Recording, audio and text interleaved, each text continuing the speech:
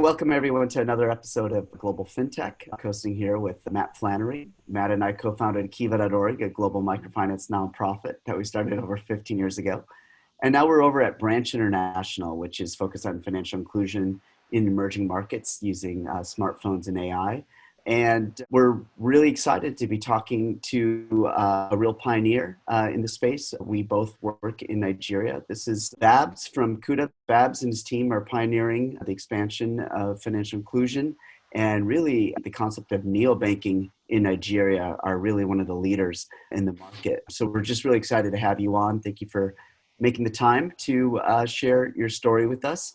Babs, would love to just hear an overview of Kuda. Tell us a bit about it, and an overview would be really helpful. Okay, thanks for having me on and for thinking of Kuda. For me, it's felt, I was built to build Kuda. When I think about all my past experiences working within financial services, sort of from like the audit side, PricewaterhouseCoopers, I used to, audit banks. And then I worked on the public sector side, so I really got to understand regulators. So, something just told me that, listen, there's got to be, especially in the emerging market, there's just got to be a better way to offer financial service products to people in, environments where, it's not as affluent. Banking generally has been expensive, sort of all over the world, but you don't really feel it as much in more developed economic environments. So for me, Kuda just set out to become a financial service provider that offers accessible, affordable, and rewarding financial services to people in emerging market, and predominantly in Africa. We're talking about Africa. I'm Nigerian, so it made sense to start in Nigeria, but our real goal is to be able to bank every African on the planet, because I believe those have probably over the years been the most neglected group of people when it comes to financial services. So it's not a surprise that half of the world's underbanked, unhappily banked, unbanked, all Africans, and I strongly just believe that a big part of that is the price point. So USP is basically, how do we perfect the art of offering free banking to everybody? And if we're able to achieve that, we believe access, is secondary, because there are other forms of there are other platforms, other technologies, app-based, USSD, different channels that we can access to reach people. It doesn't have to be brick and mortar anymore. So that's kind of like just putting those two things together. So Kuda is digital only, and you can open a full bank account within minutes and start enjoying free banking. It's a full service bank, deposit taken, transfers to any bank in Nigeria, and just access to credit, but for only those people that actually bank with Kuda. So that's kind of where we are at now. It's got a lot of financial literacy around it, basically just educating people about what their money is doing, where their money is going, and just tips also on how to save better, and features that help you just save without really thinking about it. And so it's how we just managed to combine all of those things together and just present this sort of financial service offering to people in emerging market. Perhaps a lot of neobanks have a hook product in other markets that, really help drive kind of their distribution, their growth, whether it's, kind of no FX fees or what have you. What would you say is your hook in Nigeria? You mentioned free, or trying to kind of reduce fees, but could you talk a little bit about what the most compelling hooks are for Kuda Bank customers? Yeah, so in Nigeria, the average banking consumer could spend up to 10% of their money on bank charges. That's ridiculously high. And the reason for that is, bank charges are typically fixed. So regardless of what you're doing, you will pay a certain amount. So when you're in an environment that, the level of affluence isn't as high, in relative terms, the percentage you're paying of your income on bank charges is high. So we're the first free bank. So we don't charge you. We have a basic package that It strips out all the costs. We issue you a debit card, we send it to you, it's free. There's no account maintenance charge on it. There's no card maintenance charge. You can transfer from one bank, from Kuda, to any bank in the country for free. So all of these things make Kuda very attractive.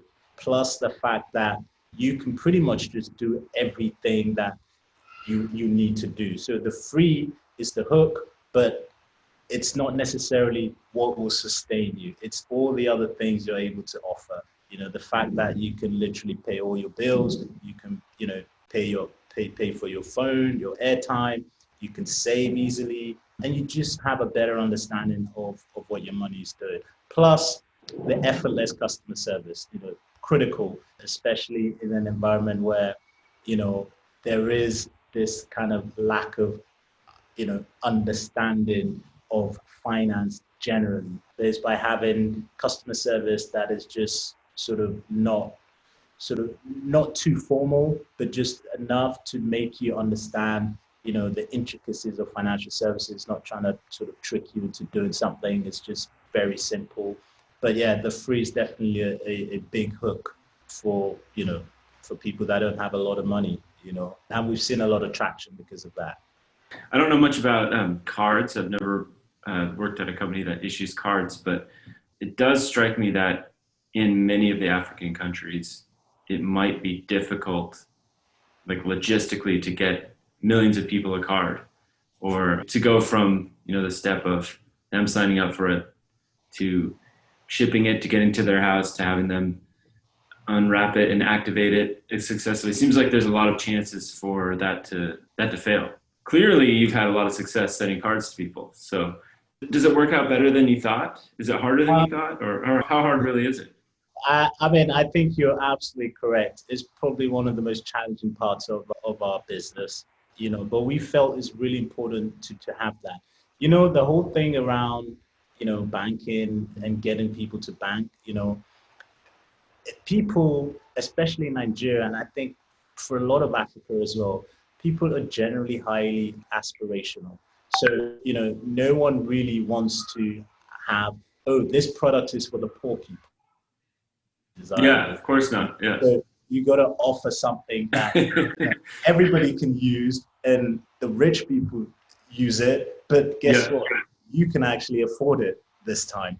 So it comes with a great challenge for us, and you're right, in terms of logistics, production, everything. But we found a way, to get it done. There are long lead times. It's not sort of like in the West where you would order a card and you could get it in, 3 days, 4 days, we're talking weeks, like 2 weeks is like standard SLA.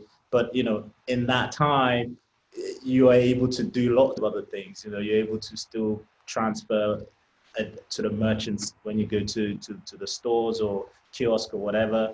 You can still send money instantly to the merchant. But, it helps having the card just because then you actually have access to cash as well.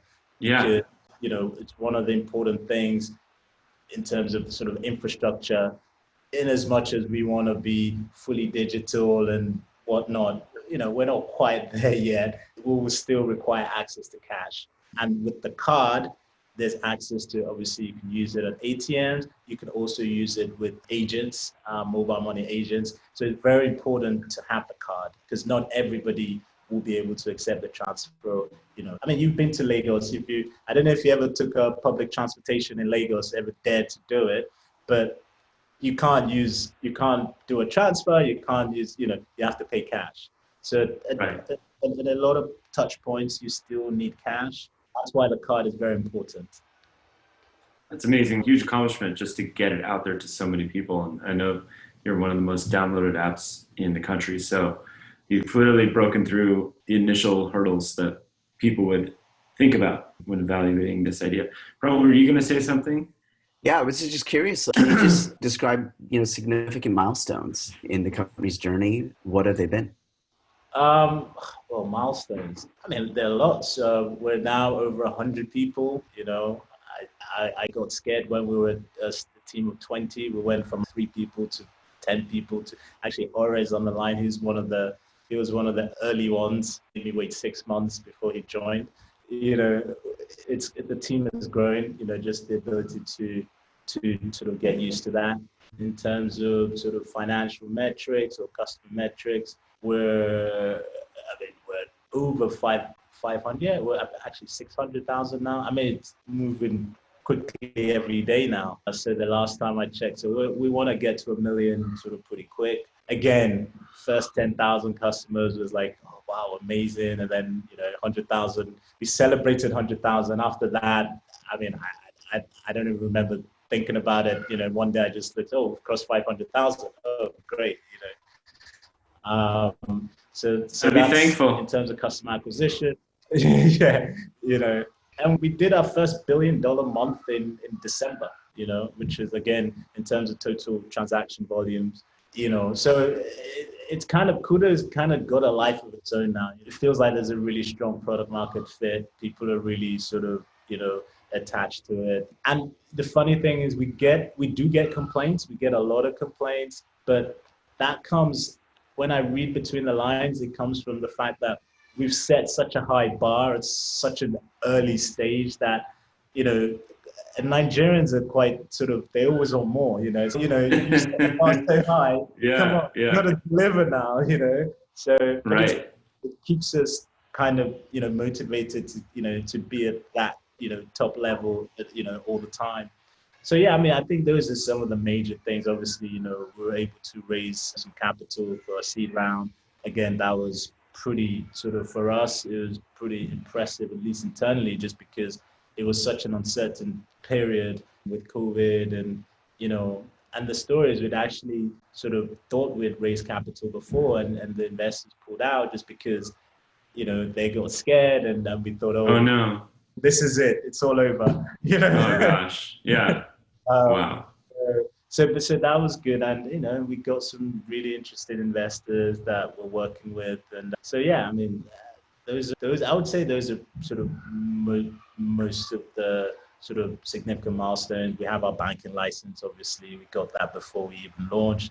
Again, one of the hardest things I've ever had to do.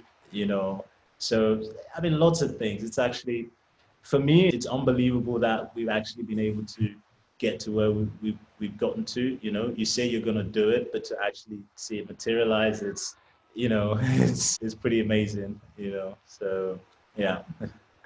I mean, it's fantastic. Kind of the $1 billion milestone in December, kind of the high growth of customer base. The fact, are you planning to do another fundraising round anytime soon? Are you in that process? Yeah, we're a bank. We always need to have access to capital. So it's part of the operation. Like the more successful you are in terms of acquiring customers, you're gonna need more money until you get to that point that you're sort of sustainable in terms of revenue verticals and whatnot. I think that's kind of like the difference between building a challenger bank in an emerging market than building a challenger bank in the more developed market. I think the challenger banks in the West have done amazingly well just to get the amount of customers, to get sort of the amount of traction. Because personally, I feel, banking, it's broken, but it's not that bad, compared to, it's really not that, it's not terrible. Definitely it can be a lot better, but it's, not, we have a lot of work to do in emerging market, so I think there's more opportunity for a challenger bank in emerging market. And the fact that I think there's a lot more room to monetize, like credit, you guys have done it really well, there's just more margins, and there's more demand as well, people actually need it more, so. People often talk about banking in Nigeria as kind of a scary industry, meaning the banks have so much power versus maybe other countries where the telcos have all the power. Yeah. So I'm sure you got warned many times, sometimes sometimes rightly, sometimes wrongly, about what would happen if you started a challenger bank and that challenger bank started to get successful and you became really threatening to the top banks, established banks in the country. Do you think that's a real concern? I don't know, unfair competition, bullying tactics, or is that sort of, fear that unsubstantiated fear mongering. I mean, I think there's always a concern in not just in banking, in any sector of sort of Yeah, when you're the established, entrenched monopolies. yeah, established incumbents. And I think it is a valid fear. I mean, if I was behind the wheel of a big organization and some upstarts are coming and trying to come into that, I would do everything that I could to protect my turf. That's Yeah. normal. But for me, I see it more as for Kuda, we're not trying necessarily to eradicate sort of incumbent banks. I mean, that's not the Yeah. motive. The motive is, how can we together improve sort of financial services, for our people? How can we do that? And we've seen it. We've partnered with 3 of the biggest banks in the country. Basically, if you want to pay cash into Kuda, you can pay it from one of the branches of 3 of these banks, and these are 3 of the biggest banks, like not just in Nigeria, but probably in Africa, Yeah. So that sounds weird. Why would they enable you to do that? So what's in it for them? Again, you got to understand sort of the pain points of different people, different companies. You got to be mature enough to be able to, understand what the give and take is. So, for example, there's opportunity for free float, for cheaper float, for the big players. They would spend quite a lot of money getting into places that ordinarily, they wouldn't necessarily want to get into. But Kuda, just by the nature of what we've built, we can attract those kind of customers, at with low sort of cost base. Right. But for them, it'd probably be more expensive to go to that, just because of the way they're structured. So there's it's not one thing, it's just how do you broker relationships and understand, again, I think when I started this sort of conversation, it was about, I talked about my experiences at PricewaterhouseCoopers, at audited banks. So a lot of that experience has helped me in terms of just understanding, one, how to talk to, established players and what we want. And we're not here to take over. I mean, it's not a winner. Banking's not a winner-take-all market anyway. No one bank can, own all the deposits of a certain country. That the government wouldn't let that happen. I know I have to go pretty soon. I was also just wondering, we looked at acquiring a bank once in Nigeria, and I was told that we would need to have a brick and mortar location, even having a vault in the office. Yeah. Do you have to have a retail location? Can I find? We have a retail location and we have a vault. It's empty. You have a vault. Nice. But it's there. You should put like a picture in it or something funny. Yeah, maybe that looks like a nice banknote. Right behind you. That would be risky because people may think that we actually have money in there. Right. Leave it open. Put it right out front. Yeah. So look, we set up like a bank. We just don't plan to have lots of branches and lots of physical. But we do have a physical. You can walk into Kuda and we won't take your cash, but we're there for you. If you come in, we can answer queries and whatnot. So yeah. Neat. I want to stop by sometime next time I'm there after COVID. Yeah. You should. Babs, you talked about the Pan-African vision. Can you, what's the future hold in terms of country expansion? You talked a little bit about some of the products that you plan to bring out, credit and other products, but just give us a sense of the future, kind of Kuda over the next 3 to 5 years. Yeah, I mean, for us, it is. I'm not even sure if it's a Pan-African vision. It's more of a global vision, but Africa at the core. Now we believe, Africa's greatest export is its people. It's not its raw materials or crude oil, cocoa, whatever, it's people. So we want to be able to serve those people. So the idea is we serve them locally through our free banking model, and, globally, we serve them via the diaspora corridor through remittance, and, they get the same banking rails that we have in Africa and the local. We built our own core banking platform, so we're able to basically, extend that to other regions. And the idea is, For example, if you're in Nigeria, in the UK, you should be able to have a Kuda account. If you want to send money to Nigeria, you send a Kuda to Kuda, nice and easy. So that's kind of like the play, and I mean, it's pretty obvious, it's not, I don't think there's any secret to it. It's just, you just got to do it. You got to execute it, which is, like the biggest challenge. You got to be able to, you got to be good at licensing. You got to be good at sort of understanding, different sort of markets. The Nigerian in Nigeria is different from the Nigerian in the UK. They think different. You're in a different surrounding. So you got to understand all of these things and be able to really sort of execute it. And that's where the big challenge is for us. But, I think it's something that we can really do. I feel like I am somebody that, I'm Nigerian. I was brought up in England, but, I understand the two worlds, so it's about trying to make sure that is extended throughout the team and throughout the DNA of Kuda to be able to make this successful. But that's a challenge, and that's what we're really trying to do, move around different countries.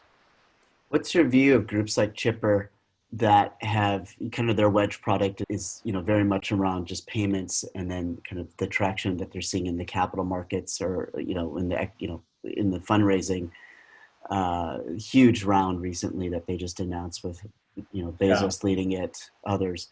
Ribbit led it. Yeah, I mean, look, I think it's good. I think it's good for the continent. It shows that the caliber of investors that are interested, and I think it's a large market. $30 million is not going to win the market. $100 million is not good. I mean, so it's, for me, I see things as a positive. And at the end of the day, it's all about, executing right and just really having sort of that ability to build customer loyalty and spread that as far as possible. So, but generally, I think it's great, that we're getting these kind of investments. I think it's high time, not just everything for San Francisco, so you're going to be funding us pretty soon. Yeah, but there's a lot of opportunities in Africa, and I think, Nigeria is just right at the core of that. A lot of it starts from Nigeria and kind of spreads out, and we're right in the mix, Kuda is right, in terms of, what we're doing. So I'm excited, for what's to come. Babs, right. Thanks for making the time today, and we appreciate it. Have a good evening. You guys. Well. Okay, bye.